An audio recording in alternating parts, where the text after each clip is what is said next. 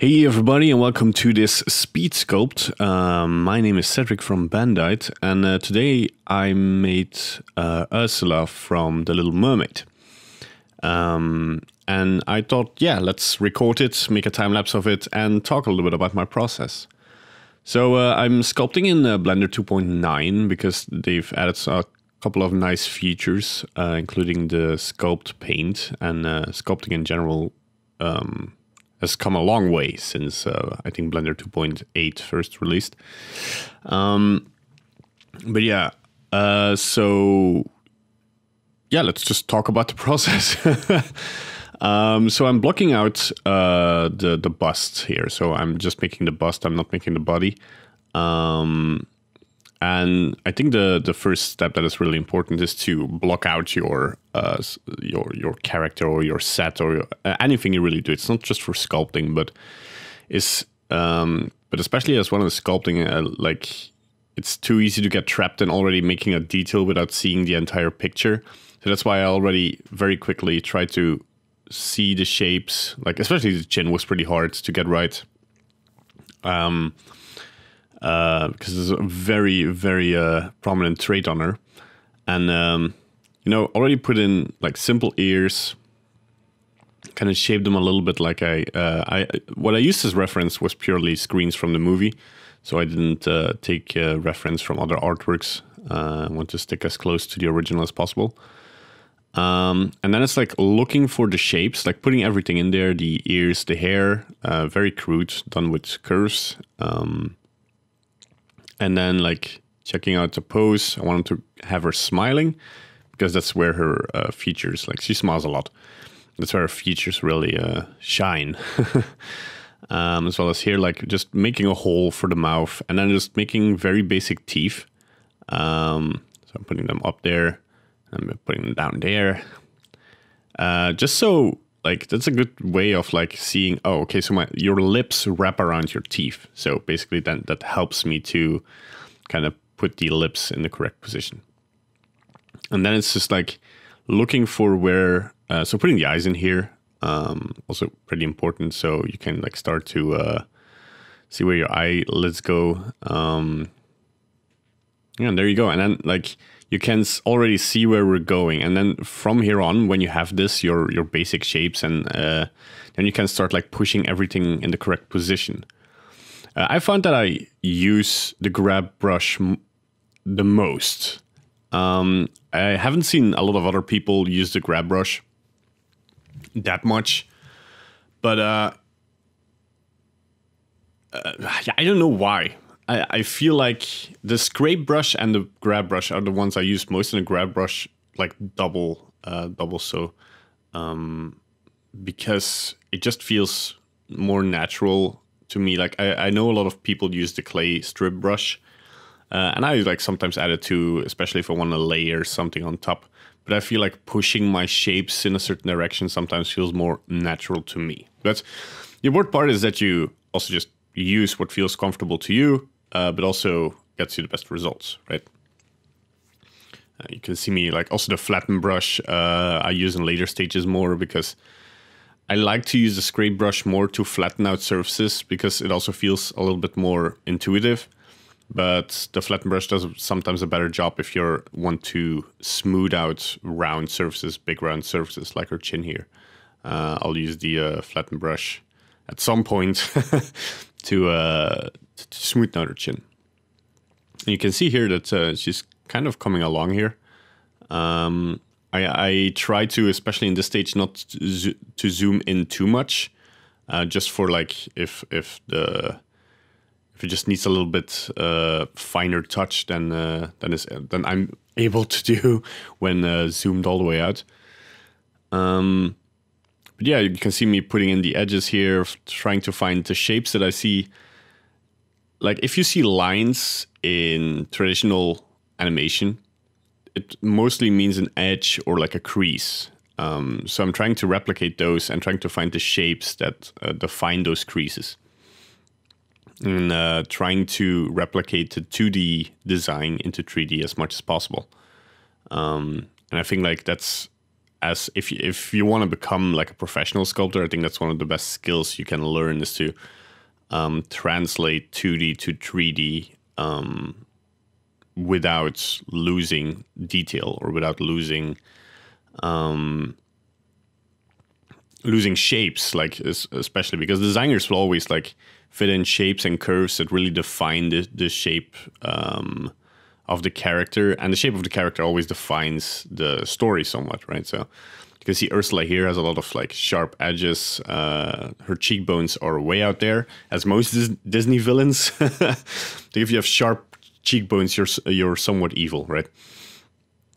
Her nose is like very pointy. Her even her like eyebrows or like her eye sockets, they go to a point, so they're not like completely round. Though in some frames they do seem round in the original movie, but like from most point of views, you can kind of see that it goes to a point.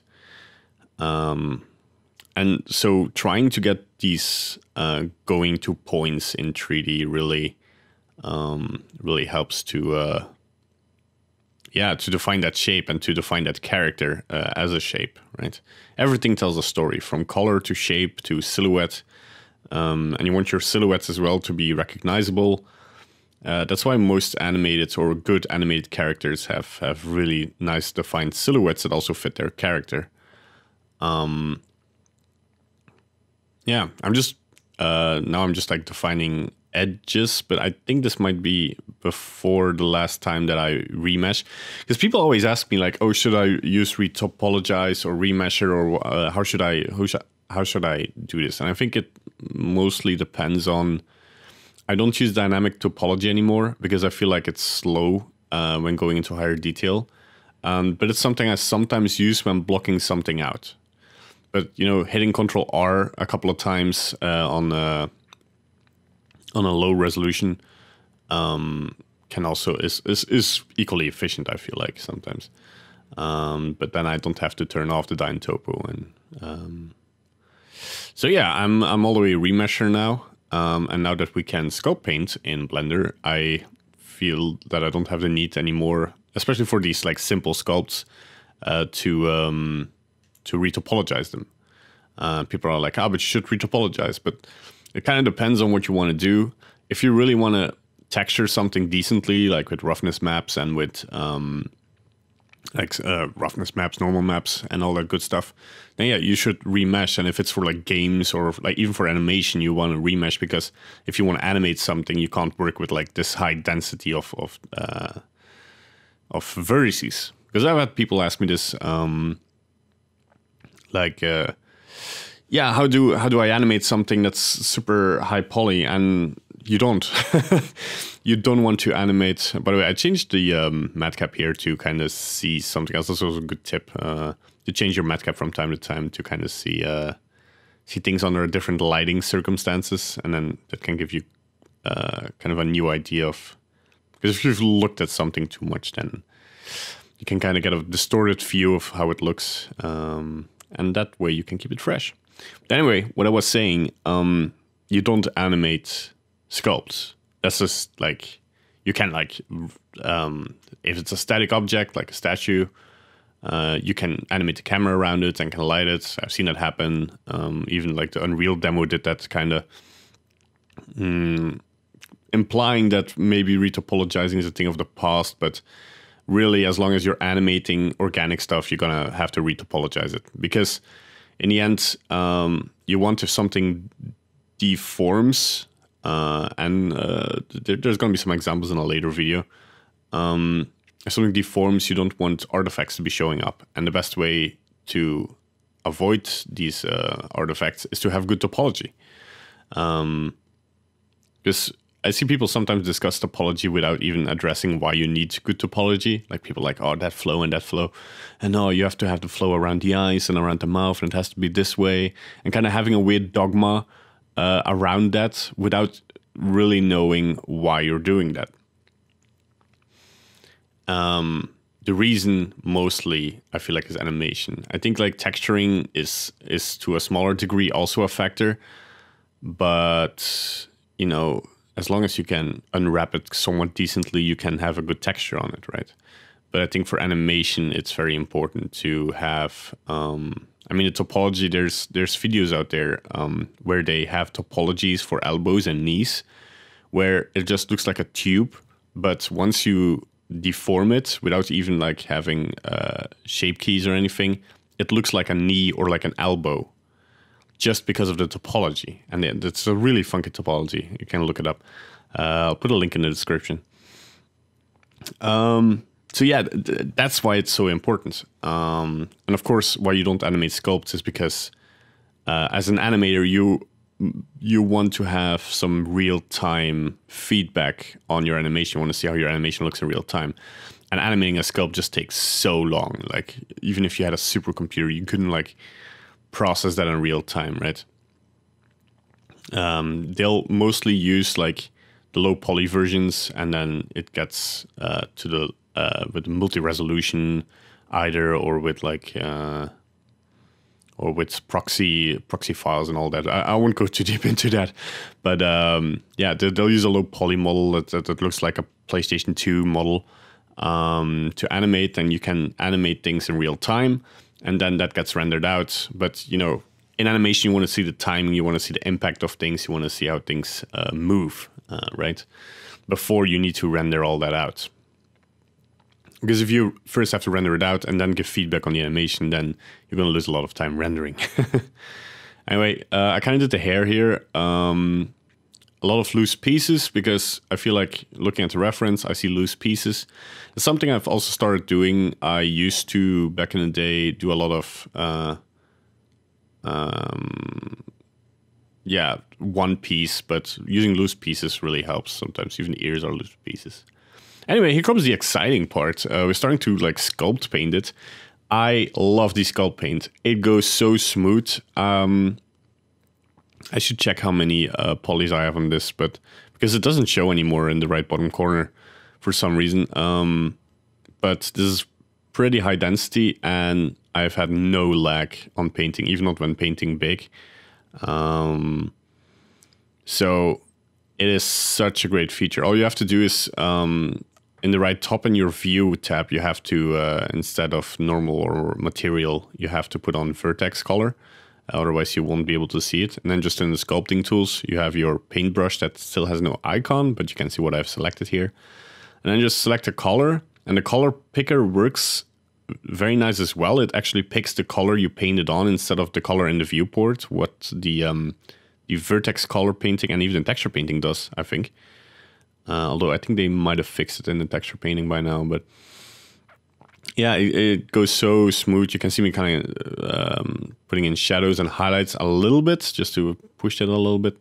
The shapes, the rest I keep up to lighting. Yeah, I was a little bit sloppy with a lipstick, but I kind of fixed it here. And the thing is, because you can just, it's something I don't do here, but you can still, because I was pretty happy with the model, but you can still like switch, go to a sculpting tool and then sculpt it around even with the texture on it. And then you just have to store it to a vertex color group. You'll have to check the documentation, because I don't want to claim how it works, because it still feels prone to change. I think they still will change the way this works. Yeah, but I just want to put simple colors on it. Then I'd put a very subtle, like Voronoi texture on it as a bump map, just to get a little bit of texture in there. And yeah, I then shaded it. A little bit of recoloring here. Put a little bit of a different roughness on the lips and the mascara than on the normal skin. And then I lighted it. I lit it. Man, my English. Anyway, how are you guys doing? I guess like for the rest, I kind of fine-tuned this thing, so you can still watch it. But let's talk about the channel and where we're going. It's been kind of silent these last couple of weeks for a couple of reasons, but I don't think like I have to explain too much. It is what it is. I try to make content that I like and the content that you guys like, instead of like being every day trying to come up with something. If I see people having issues with something, I try to make a video about that rather than trying to have a how to make a couch video. I'm not throwing shade to somebody, but yeah. And also there's I've been doubting about what to make videos about, because there's a lot of things going on in the art industry as well, and I kind of want to talk about that as well, but I'm not sure how, in which format, and but I think that these are things that kind of are important to me, and if they're important to me, I kind of want to convey them on this YouTube channel rather than like making content that might just, you know, rack in a lot of views. So yeah, because this channel is at the moment, and will probably never be my main job. Even like sculpting, or at the moment 3D isn't even my main occupation. Currently I'm a video editor, so and that has been my main occupation for years, because that's even why I started making YouTube videos, was because I wanted to edit more videos and in my free time, not just wait for the next assignment.